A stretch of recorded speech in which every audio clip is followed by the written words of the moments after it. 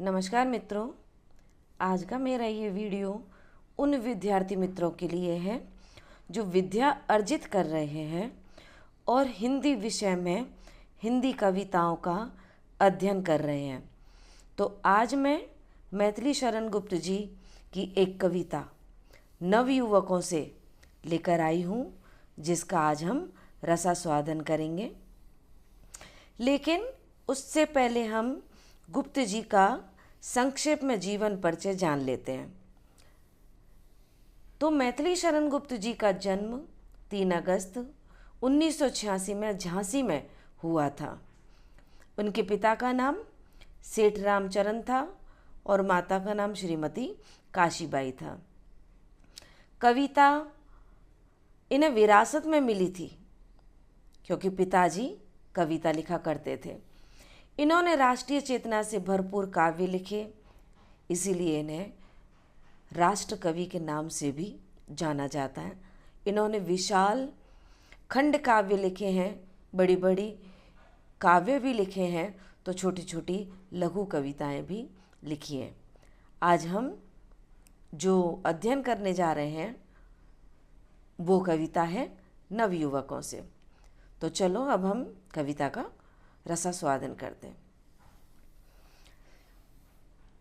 कविता की शुरुआत में ही देखो, आप लोगों को सबको संबोधित करके कवि कह रहे हैं कि हे युवाओं, देश भर की दृष्टि तुम पर लगी।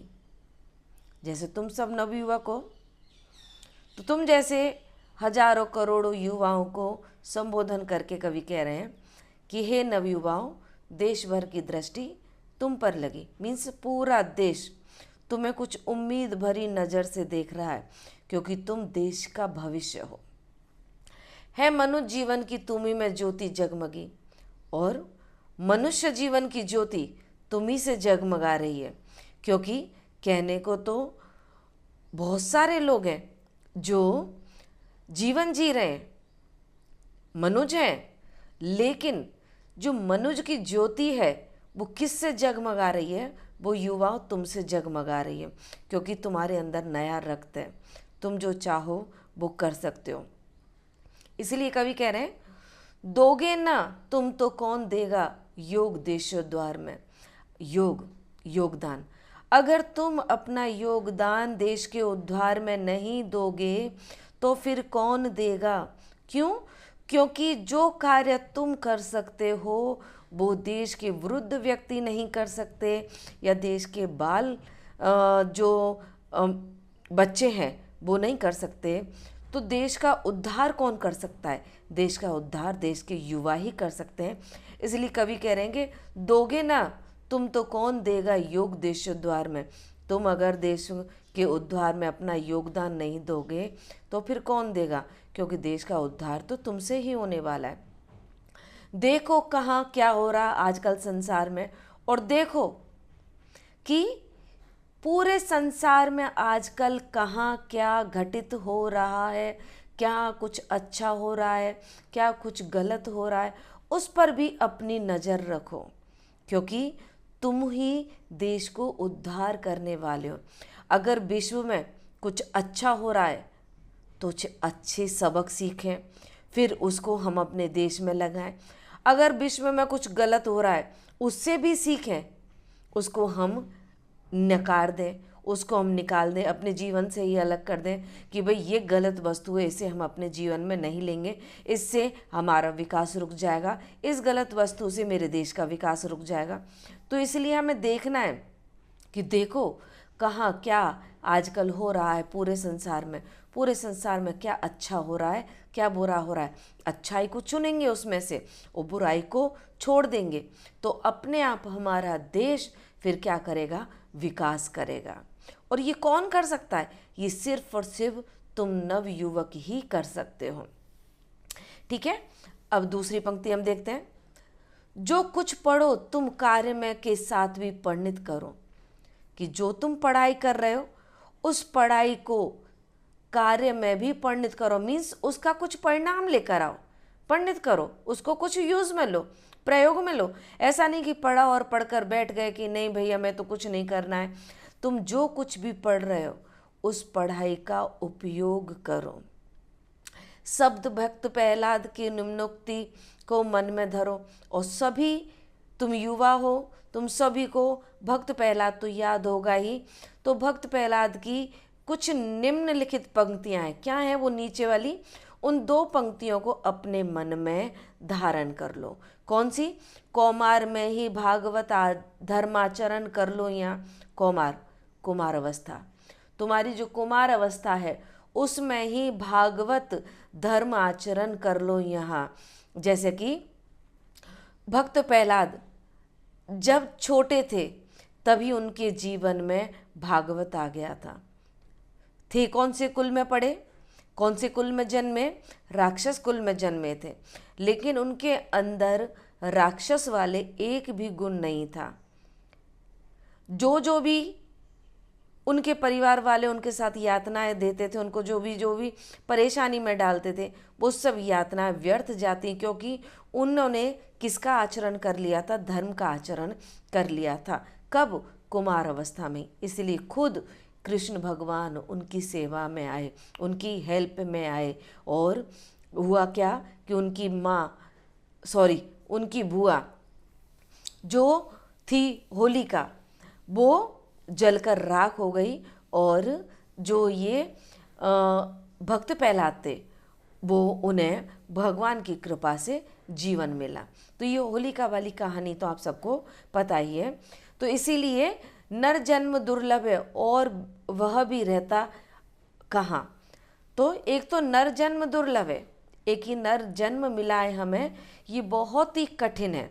बहुत ही मुश्किलों के बाद व्यक्ति को नर जन्म मिला है। एक तो ये दुर्लभ है और ये भी अधिक नहीं रहता, क्योंकि हम जरूरी नहीं है कि हम बहुत बड़ी उम्र लेकर आए हो सकता है कि हमारी उम्र छोटी हो, कोई 10 साल का, कोई 20 साल, कोई 50 साल का, कोई 60 साल, कोई 70 साल का। जरूरी नहीं कि बहुत अधिक जीवन यहाँ जीने वाले हैं। एक तो नर जन्म दुर्लभ है और उस पर भी ये जीवन बहुत अधिक दिनों तक नहीं रहता है। इसलिए क्या करना है कि जब होश संभालो तभी क्या कर लो? प्रहलाद की तरह धर्म का आचरण कर लो। और उससे क्या होगा कि हमारा देश अच्छे विचारों को लेकर आगे बढ़ेगा, धर्म को लेकर आगे बढ़ेगा। क्यों? अगर कुमार अवस्था में ही तुम धर्म का आचरण करोगे, तुम्हारे अंदर अच्छे संस्कार आएंगे और वो अच्छे संस्कारों से देश आगे विकास करेगा। आगे की पंक्ति देखते हैं। कवि आगे कह रहे हैं कि 2 पथ असंयम और संयम है तुम्हें अब सब कहीं। मीन्स 2 ही रास्ते हैं, एक है असंयम का और दूसरा है संयम का। दोनों में से तुम्हें एक कोई चुनना है। तुम्हें सब जगह यही रास्ते दिखेंगे, एक दिखेगा संयम का और एक दिखेगा असंयम का। पहला अशुभ है, दूसरा शुभ है, इसे भूलो नहीं। लेकिन एक बात नहीं भूलनी है कि पहला जो रास्ता है असंयम वाला, वो कैसा है? अशुभ है। और दूसरा संयम का, वो शुभ है। इस बात को नहीं भूलना कि 2 रास्ते मिलेंगे सब जगह तुम्हें, एक असंयम का और संयम का। लेकिन पहला रास्ता है असंयम वाला, वो अशुभ है, मीन्स तुम्हें विनाश के रास्ते पर ले जाएगा। दूसरा संयम, वो शुभ है, तुम्हें वो विकास के रास्ते पर ले जाएगा, जिससे तुम अपना विकास करोगे, परिवार का विकास करोगे, समाज का विकास करोगे और अंत में फिर देश का विकास होगा। और देश का विकास होगा तो विश्व का विकास होगा। ठीक है। पर मन प्रथम की ओर ही झुकाएगा अभी। लेकिन ये जो मन है ना, ये कुमार अवस्था में, युवा अवस्था में बहुत चंचल होता है और ये किस तरफ जाता है? असंयम वाले रास्ते पे, जो अशुभ है, जो प्रथम रास्ता है। जो जैसे तुमने सुना होगा कि माता पिता तुम्हें कुछ करने को कहते हैं कि नहीं ये काम मत करना, ये मत करना। तुम्हारे गुरुजन भी बोलते होंगे, तुम्हारे शिक्षक भी बोलते होंगे कि भाई ये रास्ते मत जाना, ये गलत रास्ता है, ये काम मत करना, ये खराब काम है, इससे तुम्हारा पतन हो जाएगा। लेकिन हमारा मन कैसा होता है? ये चंचल है। इसलिए किधर हमें झुकाता है? प्रथम असंयम की तरफ ही हमें झुकाता है हमेशा।